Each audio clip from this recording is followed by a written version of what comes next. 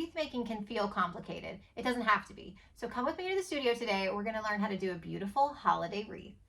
All right, we're back in the studio. 12 Days of Christmas is almost finished, so I hope you've enjoyed our holiday series. It certainly doesn't have to just be for Christmas on that note.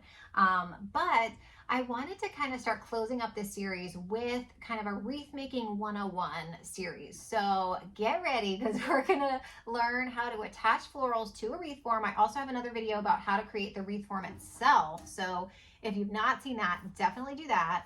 But without further ado, let's get started wreath making. Okay, so first things first, you're going to want to make sure you have whatever stem, obviously, choices you want to have. We talk a lot here on this channel and in other videos about recipe making. And for something like this, you kind of do want to think about how much you want to cover of the wreath, you know, what type of flowers you're going to want to use. And then from there, kind of make your little wreath recipe. So in this case, I actually don't want to cover the whole wreath.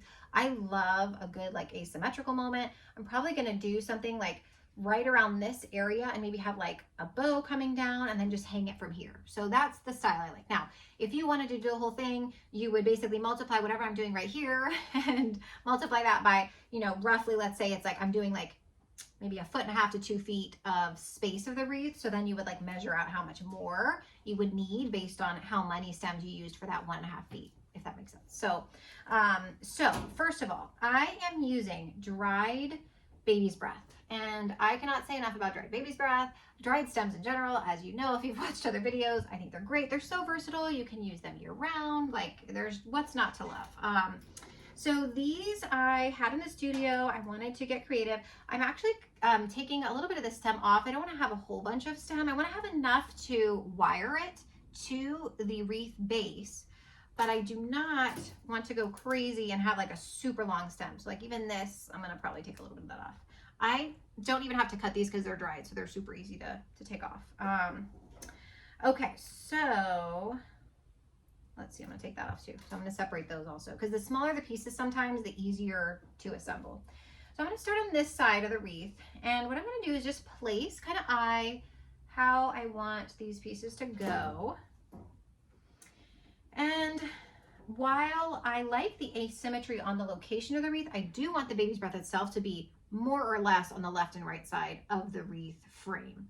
So I'm gonna come in here, this is 26 gauge floral wire. I'm gonna come, now that I've placed it with my hand, I'm gonna keep my hand there, and I'm just gonna go around with the wire and kind of secure that in place. Basically just go around with the wire a couple times. Okay, and that's in place. So I can let my hand go, and that is attached. You're gonna keep the wire right here, and you're gonna keep looping it around as you add more dried flowers. And you're gonna ideally kind of cover each section, and as you're doing that, cover your wire as you're going. So that covers the mechanics of like what you're creating. So I'm gonna loop this next one around, and a common thing that I run into with wire, you want to be careful. This wire wants to go across this stem to kind of move it so that it's over. Make sure you're going in between the stem pieces if you can. I don't know if you can see that, but I'm basically going between these two stems, because at first it just wanted to like fold that one stem back. So make sure you're going in between the stems, make it look more organic, and then going around and securing the base of that flower. Okay, now I'm going to continue with these. And again, going kind of between the stems so it's more organic. I'm not putting wire over any flowers to make them look kind of unnaturally like covered. Now when I get to this point, because I liked the asymmetry idea, what I'm considering here now is I like that this is kind of going up, so I want the other side to kind of go this way. So then what I'm actually going to do is reverse the way the stems are going, and then I'm going to have the bow right kind of here in the middle. So now I'm going to go this way with the stems, like that, like that. And I like it when it looks more organic. And by that, I mean just as it would be in nature, theoretically. I want it to look not so perfect. That is my goal, always.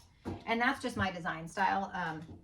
If you're new around here, that is also just the way I like to design. Okay, so I kind of have my last few pieces here. And I'm wiring these last bits around. And then but again here, I'm making sure the wire actually goes in between these two pieces because I want it to look more natural, not like I'm crushing these pieces with the wire. Okay. All right. Let me cut this wire and I'll talk to you about creating the ribbon. All right, so I leave a little extra room when cutting the wire. And then you're gonna wanna just kind of, honestly, I even make a little knot with the wire itself. I loop it into itself and make a little knot so that it's super secure. Let me see if I can show you this here. I'm gonna get a close up. So I'm actually knotting that a little bit and just making that super secure. Okay. Now I have this very ethereal white ribbon. I like the idea of like white on white. This would be perfect for a wedding. But you could add like greenery or color and really change this up even throughout the year. So I have a huge long piece of ribbon because I want to make this particular ribbon very dramatic and also kind of wispy and ethereal. Just literally tying a knot here and then making a very big loose bow. And then I'm going to kind of see how I like it.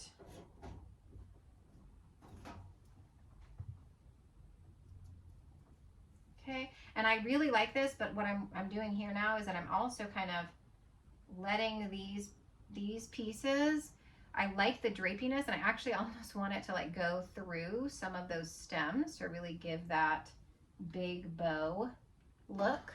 So I placed those kind of over some of the other stems.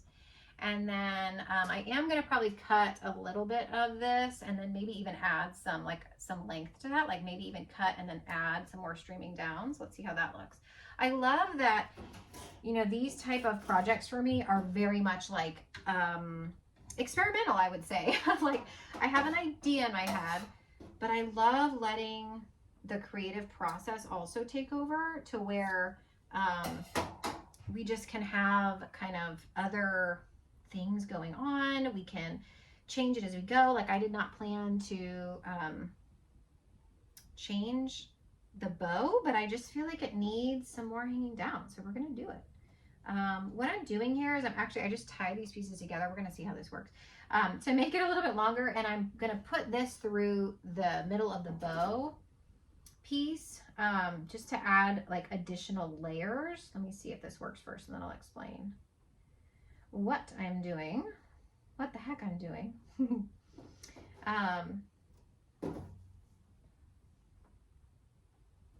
No, I didn't love that. So that's part of the experimentation. And I'm glad you're seeing this. I like that you're seeing this because there's nothing wrong with this. Like, I don't want these videos to be so perfect that you can't see my creative process. So, okay, so I didn't like that. I kind of thought I might not. So what I'm actually going to do is I'm going to place this again through that little hole that I made with the ribbon and then tighten it back up again. So we're going to do this one, and we're going to do this one. And now I'm going to see if I like the way that looks or if that feels. And I'm actually going to pull them through so they make extra lengths. Okay.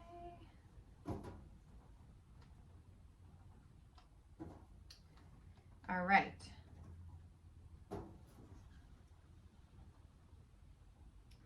Oh yeah, I actually really like that. I really like that. So wispy kind of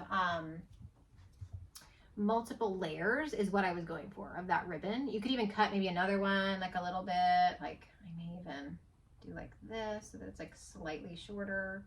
Just wound it around the back one more time. Oh yeah, yeah.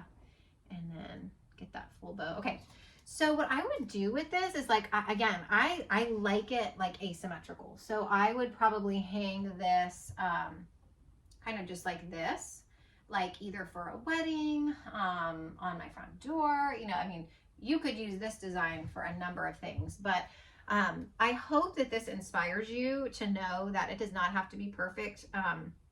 And also to experiment with like the actual process of it all. But this is Wreath Making 101 as far as how you wire things, thinking about the ratio of flower to wreath for your floral recipe, so to speak.